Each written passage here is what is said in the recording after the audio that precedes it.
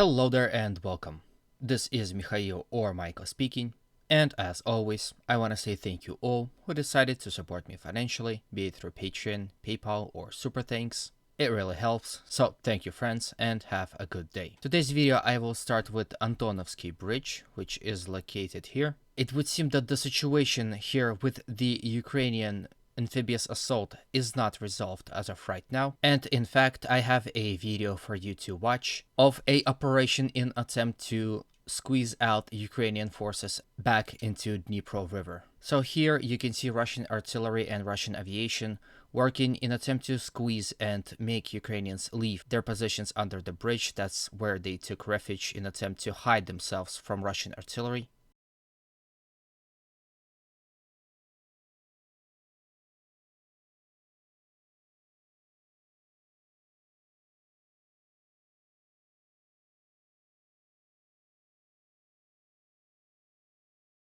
Then you can see that there are explosions happening in this dacha area.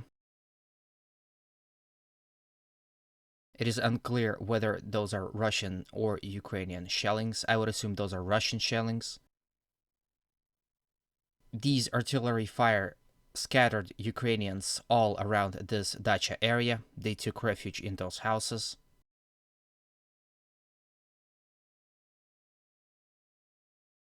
Here you can see Russian soldiers advancing within this area in attempt to clear it.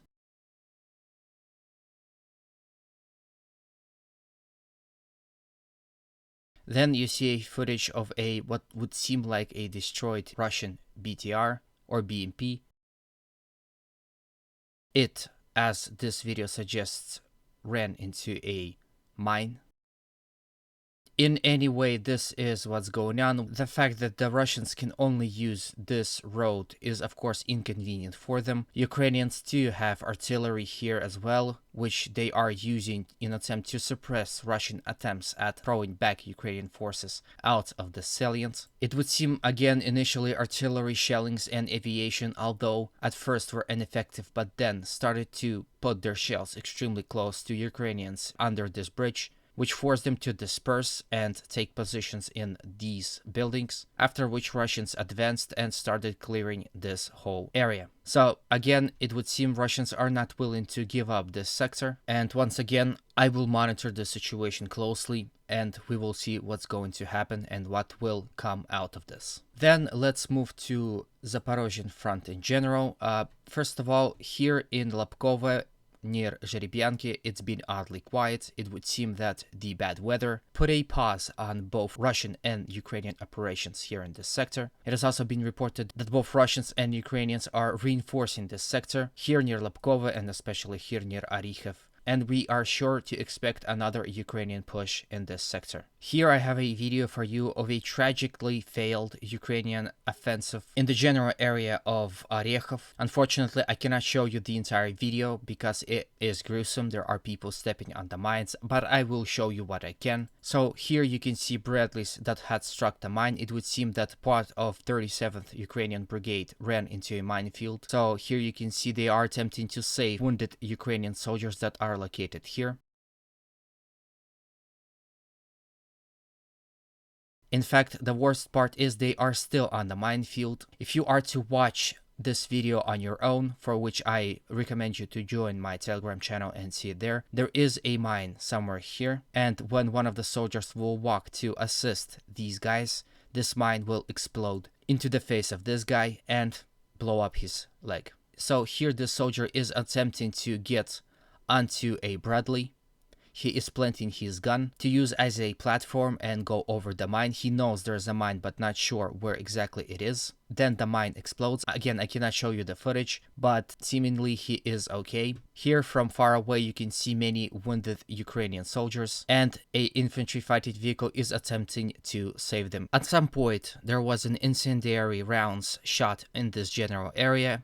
Perhaps it was Russians or Ukrainians in attempt to blow up the mines and clear it for their troops, or maybe it was Russians who spotted the destroyed column. In any way, it's an interesting sight to see. All this was in part of Ukrainians' attack in the general direction of Rabotina from Novodanilovka and Mala Takmachka.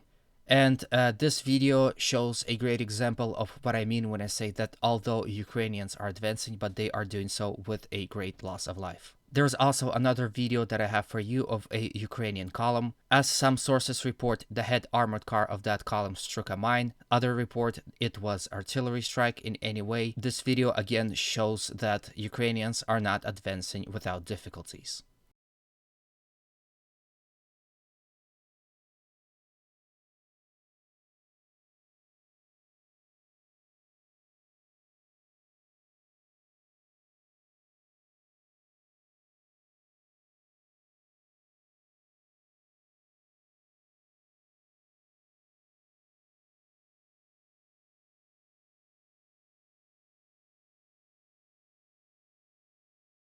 Then from Orikhi front, let's move to the Vremivka tactical bridgehead, which becomes smaller and smaller day by day. Yesterday, when I was in the middle of uploading a video, news came in that the settlement of Rivnopol was captured by the Ukrainian forces. So let me zoom in and give you a look at that.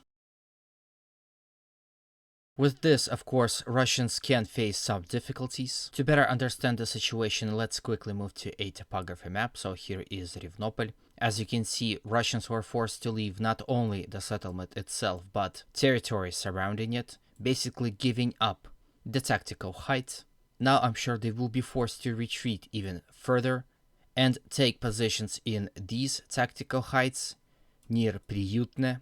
So this is a tactical victory for Ukrainians. Capturing this tactical height is very important. With this, I'm sure Ukrainians will start attacking from Novodarivka and recently captured Rivnopol in attempt to push Russians as far back, because once again, these tactical heights are very important for the protection of Staromayorsky and Urozhaine. With the loss of these heights, Russians will surely lose those settlements. Then, of course, we had Ukrainians attacking from Livadne in the direction of Priyutne. There were no successes here. However, recent report suggests that as Ukrainians advance here in this direction, they heavily shelled Russians within this settlement. They are also attacking in the general direction of Urozhaine. So again, we can see a developing pincer movement here in this sector. Like I said previously, this entire bridgehead Russians really can't afford to lose. It doesn't hold any strategical value for them, and the fact that they are able to prolong Ukrainians from attacking their main defensive line, or so-called Surovikin line, is in a way a tactical victory. So here I'm sure Ukrainians will continue to push near Rivnopol and Livadne in the attempt to push Russians as far back and weakened their positions in Staromayorsky. With this, I end today's video. If you liked it, please consider supporting it with a like, comment, and a subscription. Also, please consider joining my Patreon. Thank you all. As always, humanity calls me to condemn all violence against human beings. Have a good day, and always remember, Russia will be free and great.